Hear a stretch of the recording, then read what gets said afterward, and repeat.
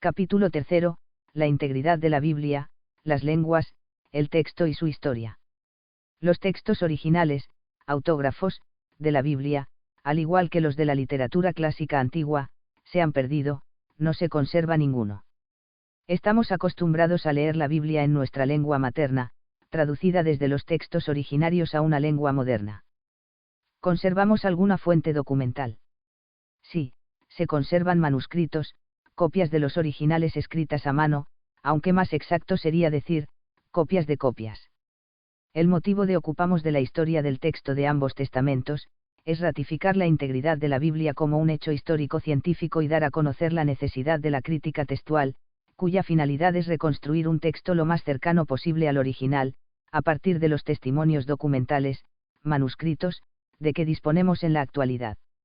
Hoy existen traducciones de la Sagrada Escritura prácticamente a todas las lenguas de la humanidad. Estas son, ciertamente, necesarias y útiles, pero insuficientes. ¿Por qué? Porque todo lenguaje humano está siempre impregnado en una determinada cultura. Una lengua no es, por ejemplo, como un camión que nada tiene que ver con la mercancía que transporta, sino que guarda una estrecha relación con la realidad que transmite. Todo idioma es en el fondo una organización de la experiencia humana según una determinada cultura o visión del mundo. Aprender una lengua es adentrarse en una manera peculiar de analizar la realidad, más que un simple retener términos o vocablos como etiquetas aplicables a los objetos. De ahí la conocida sentencia, traductor, traidor, que resume bien la imposibilidad de hacer una traducción perfecta de una lengua a otra. Por tanto, en el estudio científico de la Biblia, exégesis, el conocimiento de las lenguas originales de los escritos bíblicos es insustituible para entender el pensamiento divino tal como Dios quiso expresarlo en nuestro lenguaje humano. Los libros sagrados de la TEF fueron escritos en 3 lenguas, hebrea, aramea y griega. La mayor parte, en hebreo, una parte mínima, en arameo 1 y 2 de ellos, en griego, sabiduría y segundo libro de los Macabeos. El primero de los Macabeos, compuesto originalmente en hebreo, nos ha llegado solo en su versión griega. Este era también el caso del Sirácida, eclesiástico, hasta que, hace ahora unos 60 años, se descubrió la mayor parte del texto original hebreo. Además, de Tobías, Judith y algunos fragmentos de Daniel conservamos una traducción griega de un original semita. Es incierto si se trata de hebreo o arameo. Desde luego, los libros veterotestamentarios más antiguos se escribieron en hebreo con caracteres fenicios. Más tarde, sobre todo después del exilio en Babilonia, SBAC, se empezó a utilizar la escritura llamada cuadrada, propia de los arameos, que, a su vez, deriva de la fenicia. En estos caracteres se encuentra escrita la Biblia hebrea. Salvo el original arameo del Evangelio de San Mateo, todo el NT fue escrito en griego. El griego bíblico, sin embargo, no es el griego clásico, sino la lengua popular, la que se hablaba en la calle, podríamos decir, llamada koiné, común o vulgar, y fue usada en Oriente desde la época de Alejandro Magno, siglo IV AC. De todos modos, la koiné del NT está llena de semitismos, por el influjo de la lengua y mentalidad semita de sus autores.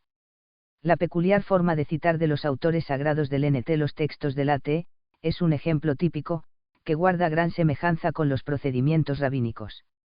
El griego de entonces era, poco más o menos, como hoy lo conocemos, si bien los antiguos copistas ignoraban las separaciones entre palabras y, además, no usaban puntuación alguna. Esto complica su lectura y no contribuye a una fácil transmisión de los textos a lo largo de los años, originando el problema de las variantes en los manuscritos, a los que nos referiremos más adelante. Cada lengua expresa, pues, una cultura, un modo de pensar, un modo de ser. San Pablo lo resume muy bien con estas palabras: los griegos buscan la sabiduría, los judíos piden milagros. 2. El espíritu griego es, en efecto, esencialmente lógico. El primer problema que se plantea es conocer el origen o principio constitutivo, arge, de una cosa. Saber equivale, pues, a definir, aprender es abstraer. El hebreo, en cambio, es esencialmente dinámico. Para él, el mundo más que una realidad que hay que conocer es algo que hay que dominar. Para el hebreo conocer es experimentar, actuar, porque la verdad no es algo que se contempla, sino que se hace. Por eso, el órgano corporal por excelencia del griego es el ojo, él nunca se cansa de mirar y explorar, mientras que el hebreo tiene una preferencia clara por el oído, porque debe escuchar a Dios que le habla, sobre todo, a través de la historia. Además, una categoría cultural típica del modo de ser griego es la noción de kosmos, contempla el universo como un todo, ordenado y armonioso, que hay que conocer y sistematizar. En cambio, para el genio hebreo la categoría cultural de referencia es el tiempo, concebido no como un círculo de instantes iguales que vuelve continuamente sobre sí mismo, sino como una historia en la que Dios actúa y, por eso, abierta a un futuro de salvación. En otras palabras, el griego mira hacia atrás, el hebreo en cambio hacia adelante. En fin, si en la cultura griega se acentúa el sujeto pensante, en la hebrea es el sujeto responsable, porque mientras el griego reflexiona, el hebreo obedece. Una comparación de ambas lenguas bíblicas da luz para entender algunos rasgos culturales que los exegetas han de tener presentes a la hora de leer e interpretar las escrituras. Los primeros vestigios vienen del sur de Babilonia, por obra de los sumerios que son considerados los inventores de la escritura en tomo al año 3500 AC. El material para escribir desde los tiempos antiguos fue muy variado. Los asiro-babilonios, por ejemplo, empleaban tabletas de arcilla fresca en las que imprimían signos con un punzón de madera o de metal, que dejaba una impronta en forma de cuña, de ahí el nombre de cuneiforme, y que ponían luego a secar al sol o al fuego para que se endurecieran. Para los monumentos se empleaban también estelas de piedra, planchas de metal, de plomo, o de bronce. Los egipcios, en tomo al 3000 AC, disponían de un material más barato y práctico, constituido por las fibras del papiro, planta muy abundante, aplastadas y trabadas con una especie de engrudo. Este es el origen de nuestro papel. El papiro fue importado de Egipto a Palestina a través de la costa fenicia y se convierte en material ordinario de escritura para el antiguo Israel. Tiempo después, en el siglo II AC, los hebreos conocerán, a través de los persas, un material más consistente y más caro de piel curtida y pulida. Se llamó pergamino, porque hacia el año 100 AC se perfeccionó este material en la ciudad de Pérgamo. Primitivamente, las hojas de papiro o de pergamino se unían unas a otras en rollos. La liturgia judía ha permanecido fiel a este uso. La costumbre de coser las hojas por gumpos de 4 páginas, quaternion, palabra de la que procede cuaderno, y que después se agrupaban en un volumen, data ya del siglo II AC y fue propagada particularmente por los cristianos.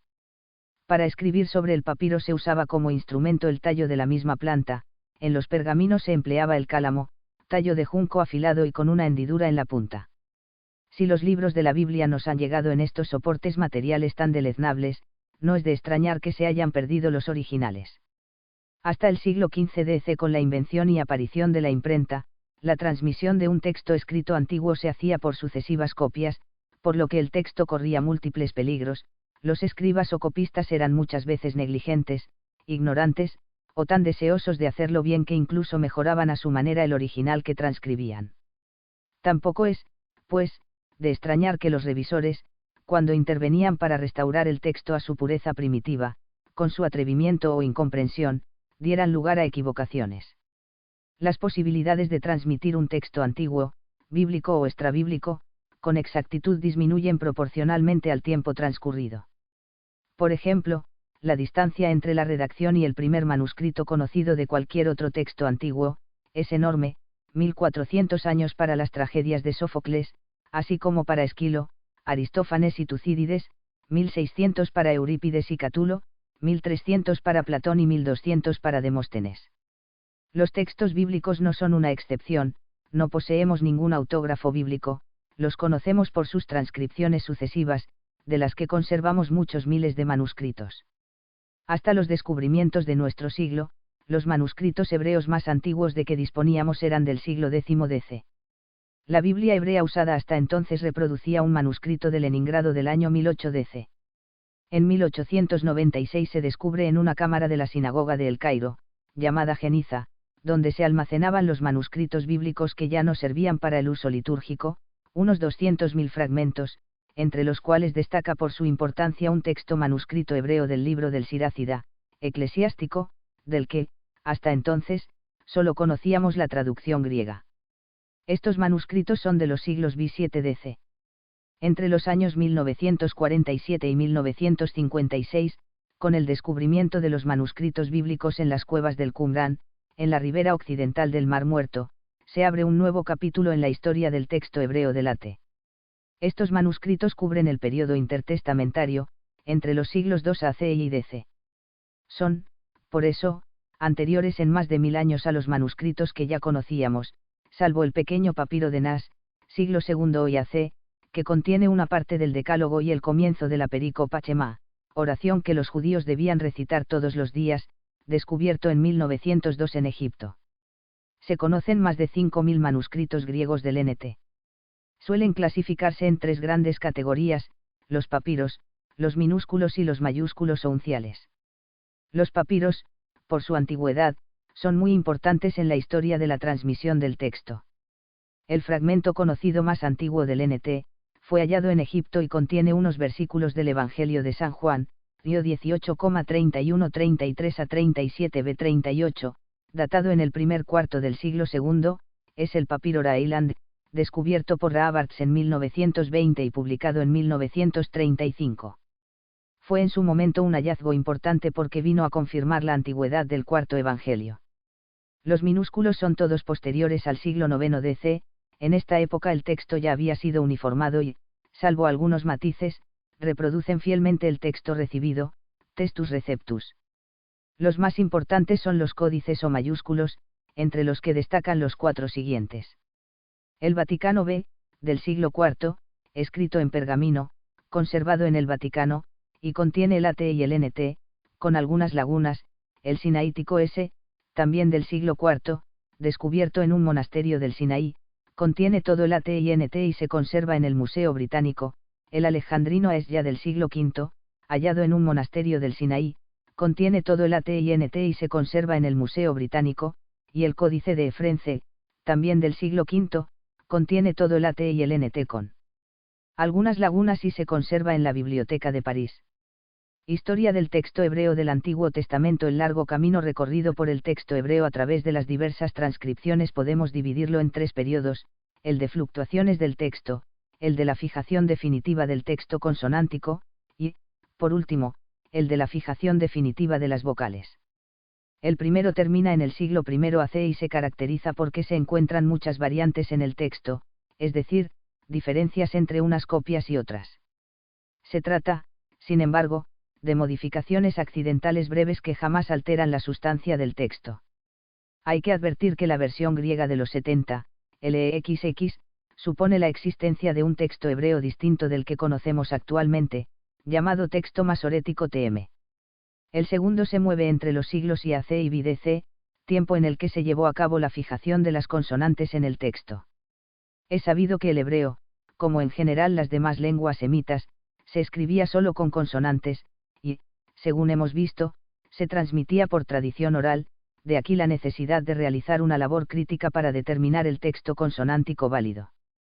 El tercero abarca los siglos B al décimo DC, cuando se fijan ya las vocales y demás signos necesarios para una segura y correcta lectura del texto sagrado.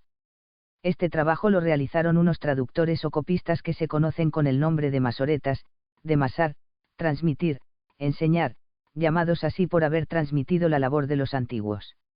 A partir del siglo X, el texto masorético fue siempre escrito según las normas de la masora, es decir, todo el complejo de anotaciones críticas relativas al texto sagrado hechas por los masoretas.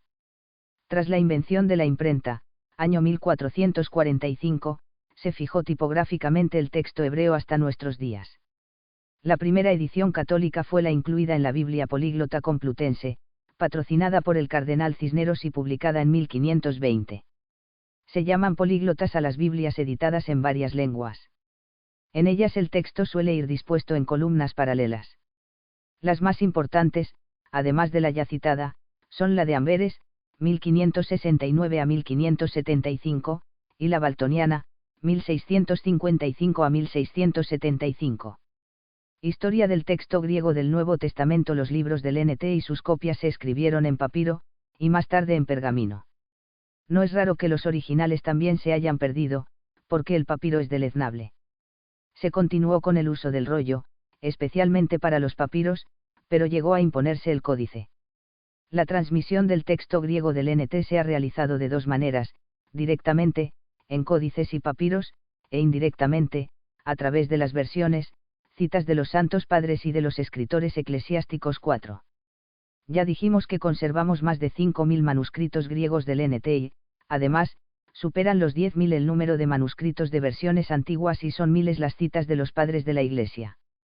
Tal número de fuentes documentales hace que las variantes sean más de 150.000, no hay frase del NT de la que no se conozcan variantes textuales, aunque también debemos precisar que la inmensa mayoría de estas variantes proceden de la época anterior a la canonización de los libros sagrados. Por otra parte, el tiempo que media entre la redacción de los evangelios y la mayor parte de las fuentes documentales es de 3 o 4 siglos, con las salvedades correspondientes. Esta situación es la que plantea la necesidad de la crítica textual. La Biblia se encuentra, con respecto a los clásicos de la antigüedad, en una posición de indiscutible ventaja. Ante todo porque sobre ningún otro libro antiguo hay fuentes documentales tan numerosas.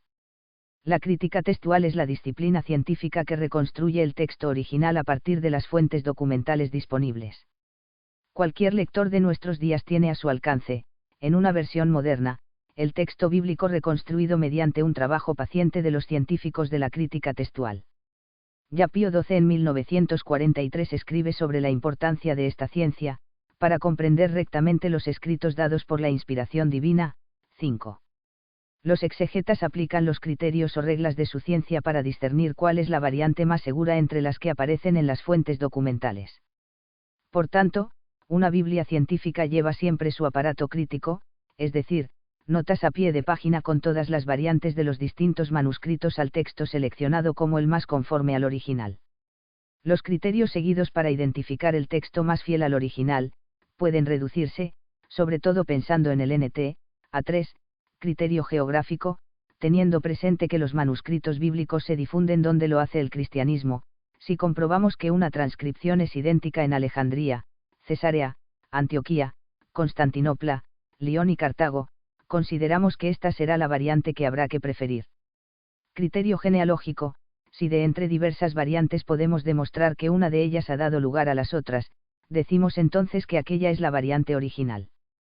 Criterio literario estilístico, cuando entre diversas variantes, una de ellas es más próxima al estilo, intención y contenidos teológicos del autor sagrado, Hagiograbárrao, esta es la que se deberá retener como auténtica. Es fácil comprender que estamos ante una ciencia delicada y frecuentemente conjetural en sus resultados, pero gracias a ella podemos llegar a conseguir un texto tan fiel al original como sea posible. Tal como hoy lo poseemos, el texto bíblico es, en definitiva, lo bastante sólido y seguro para servir de base a la fe. Hoy leemos la Biblia en traducciones, solo los exegetas profesionales acuden al texto original, a la gran edición hebrea de Rudolf Kittel, 1951, o a la famosa Bibelenstal de Stuttgart, 1967 a 1977, y tratándose de las ediciones griegas a los textos cristianos de Bover, 1959, Merck, 1964, Nestlealand, 1979, etc., donde se recogen los resultados de la crítica textual. Desde una época muy antigua encontramos versiones de la Biblia. Esas viejas traducciones nos permiten reconstruir en cierta medida los textos que utilizaron los traductores y que a menudo son más antiguos que los manuscritos que conservamos en la lengua original. La más célebre entre las versiones griegas es la de los 70, LXX, hecha en Egipto en los siglos 3-2 AC, porque los judíos de Alejandría, conociendo mal el hebreo, necesitaban una traducción. Esta versión griega obtuvo un clamoroso éxito y, además, fue la que utilizaron las primeras comunidades cristianas. La inmensa mayoría de las traducciones en otras lenguas proceden de los 70. Nada más aparecer los textos evangélicos se hicieron numerosas traducciones a otras lenguas, en particular a las dos más usadas en las comunidades cristianas, además del griego, el siríaco y el latín. De ahí que las versiones latinas tuvieran enorme importancia para establecer el texto original, por ser la lengua de numerosos manuscritos muy antiguos y porque la lengua latina está ya entonces difundida en todo el mundo civilizado. Entre las versiones latinas, merece especial atención la Vulgata de San Jerónimo. San Jerónimo vivió entre los años 347 a 420, primero en Roma y luego en una ermita solitaria de Belén. Aconsejado por su amigo el Papa Dámaso, 366 a 384, resolvió dotar a la Iglesia de una traducción latina de la Biblia tan perfecta como fuera posible. Se sirvió de las versiones latinas anteriores, tanto del AT como del NT. Ante algunas dificultades derivadas de diferencias textuales, optó por traducir directamente el texto hebreo del AT al que llamó Hebraica Veritas. La Vulgata de San Jerónimo ha sido, hasta nuestros días, la referencia principal de otras versiones y la que han leído durante muchos siglos los cristianos. El éxito de la Vulgata supuso el abandono de las antiguas traducciones latinas, aunque naturalmente sufrió la suerte común de los textos copiados y recopiados. Poco después del Concilio de Trento, apareció una edición oficial encargada por el Papa Clemente VIII, 1592 a 1605. 10 días antes de la conclusión del Concilio Vaticano II, el 29 de noviembre de 1965, Pablo VI instituyó la Pontificia Comisión para la Neovulgata, con la finalidad de dotar a la Iglesia de una edición latina de la Biblia para el uso litúrgico, que tuviera en cuenta el progreso de los estudios más recientes. Esta edición la promulgó Juan Pablo II con la Constitución Apostólica Scripturarum Thesauras, el 25 de abril de 1979. Dios, que quiso dejamos unos libros sagrados para que pudiéramos conducir nuestra vida hacia Él, ha cuidado amorosamente para que, a pesar de las vicisitudes de la historia humana, la Iglesia conservara íntegro el depósito de la revelación contenido en la Sagrada Escritura. Su integridad es un hecho histórico, que podemos conocer no solo por el testimonio del magisterio eclesiástico, sino también siguiendo la historia del texto sagrado, sobre todo a través de los manuscritos de las versiones antiguas. La Biblia oficial de la Iglesia Católica de rito latino es la versión latina Neovulgata, promulgada por Juan Pablo II, 1979, como claro punto de referencia para las versiones destinadas al culto y como base segura de los estudios bíblicos. No podemos, pues, considerar la Neovulgata como una versión más, fruto del trabajo de los expertos, pues goza del refrendo de la autoridad de la Iglesia. Con todo, el texto conseguido es susceptible de mejoras en la medida de los avances que puedan darse en el estudio de los textos originales.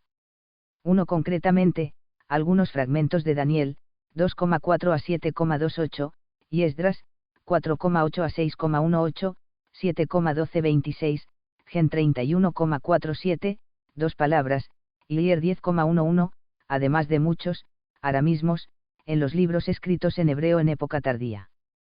2.1 Sioar 1,22.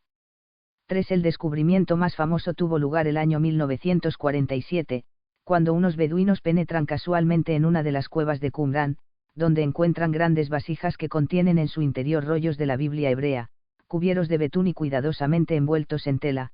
Son los manuscritos hebreos de todos los libros del AT, a excepción del libro de Esther, Judith, 1 y 2 Macabeos, Baruch y Sabiduría, y que pueden datarse entre el 150 AC y el 70 DC aproximadamente. Entre los textos descubiertos más importantes está el rollo de Isaías, escrito 2 siglos antes de Cristo, que es prácticamente idéntico al texto que nosotros poseíamos. En 1000 años se puede decir que apenas se ha cambiado una coma. También Habacuc y Salmos estaban completos. Se han encontrado fragmentos de casi todos los libros del AT. 4. Las citas de los escritores eclesiásticos son muy abundantes. Presentan gran utilidad a la hora de fijar la cronología del texto.